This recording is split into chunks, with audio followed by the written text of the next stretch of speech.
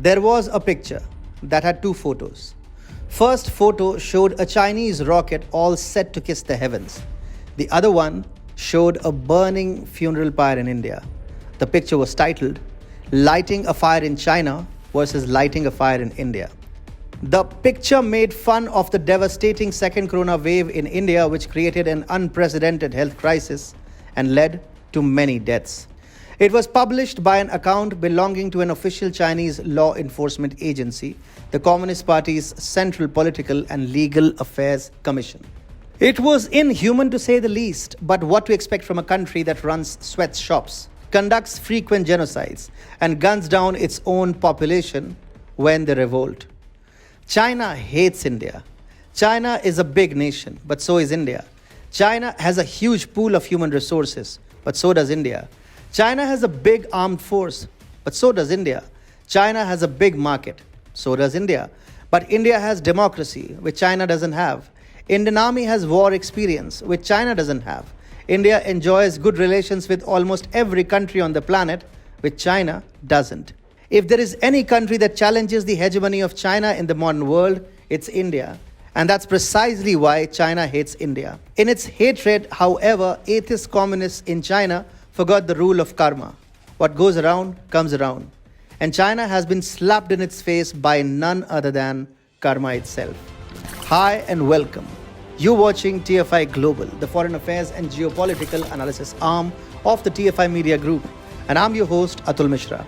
In this video, I will tell you about how China's grand plans of stealing business from India has bombed completely as it now looks at a rocky future ahead. Let's begin. Remember how the Suez Canal blockage created supply chain troubles across the world? Now China is facing an even bigger crisis.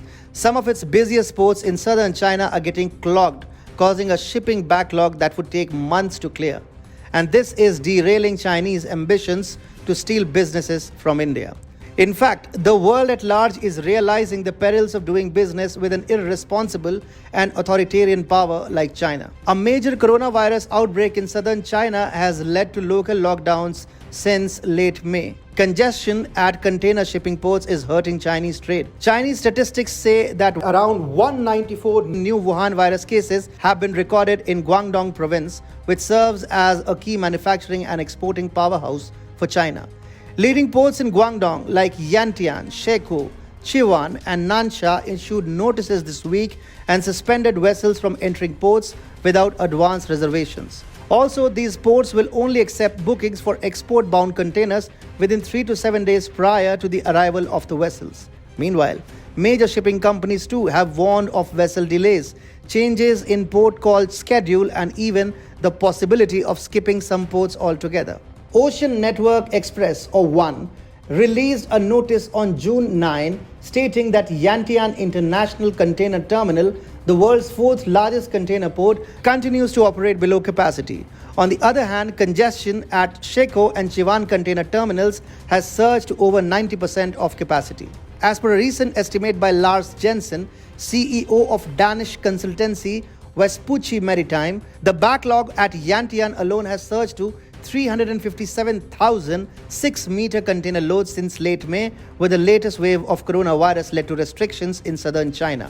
The backlog at Yantian alone exceeds the total volume of trade impacted by the 6-day closure of the Suez Canal in March. Refinitiv data revealed that as of Friday, over 50 container ships were waiting to dock in the outer Pearl River Delta, where some of the busiest Chinese ports are located. China claims that the backlog at Yantian and other container ports will start operating normally by the end of June. But the reality is that the crisis caused by ongoing shipping congestion in southern China is going to continue for many months.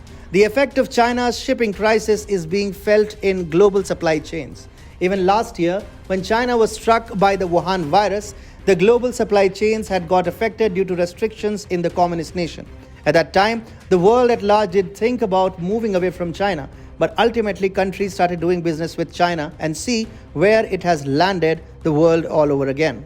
China's plans, on the other hand, are going haywire. When India was hit by the second wave of coronavirus, China had started to celebrate that now they can teach a lesson to the companies which thought they could go to India and are now stuck.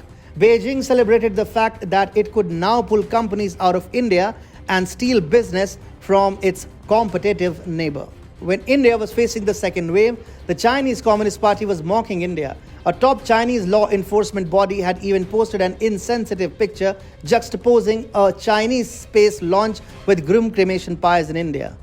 The Chinese government was literally trying to celebrate upon deaths in India caused by a virus that originated in Wuhan in the first place. But call it karma. Today, the busiest of Chinese ports are getting badly clogged. China's plans of thriving on India's misery have backfired completely. The container congestion crisis in China is going to further affect the already ailing Chinese economy.